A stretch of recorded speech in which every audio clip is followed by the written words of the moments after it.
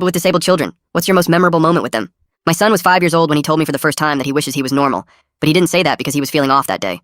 Rather because my brother-in-law Jared told him normal boys didn't cry at fireworks. That moment broke me, because despite my son being high-functioning autistic and cognitively brilliant, he already knew that he was not good enough for the people around us. My wife left when he was 4 and blamed him. She told him he was defective, and after she left, her family started hovering over us like a pack of seagulls circling a french fry. First came the unsolicited advice, then the visits. Then Jared, the ex-brother-in-law who once left my son alone at a gas station, by accident, started showing up more. "You've got to toughen him up," Jared said. "He needs to learn to stop whining over stupid things like sound." That same week, he tricked my son into getting into his truck for ice cream, then left him at a playground 3 towns over, and called CPS on me for neglect.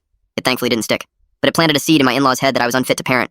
Soon after, my ex-wife's parents filed for emergency custody, but they didn't use the gas station or the ice cream incident to prove their point. Instead, they used my son's autistic behavior to prove that I was abusive.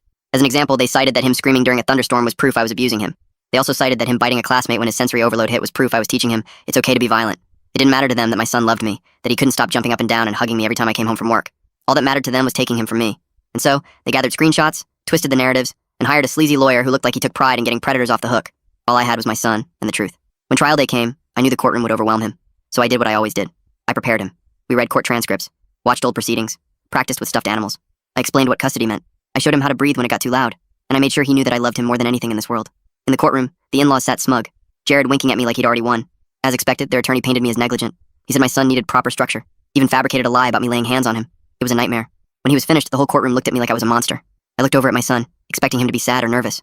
But instead, he was mad, like he wasn't about to let someone lie about his dad. He got called on stand, and just like we practiced, he began speaking. But he didn't follow the script. At first anyway. Instead, he started going off. "That man was lying. Never talk about my dad like that again. He never hit me. He loves me. When Mom hit me, he stopped her. I love my dad so much. He never lets my peas touch my mashed potatoes. He puts labels on my bookshelves so I can find every story. He doesn't lie. Ever." The room stilled. "I know Article 3 of the Family Code," my son added. "It says the court wants what is best for me, and what is best for me is staying with my dad." My in-law's lawyer tried to immediately object, but the judge held up a hand. "Let him finish. Dad doesn't make me feel different like they do," my son said, pointing at Jared. "He makes me feel normal, like I'm actually cool. I love him." I wiped my face. I hadn't cried since my wife left. But that day, I couldn't stop bawling looking at my son. The judge ruled in our favor. Full custody to me.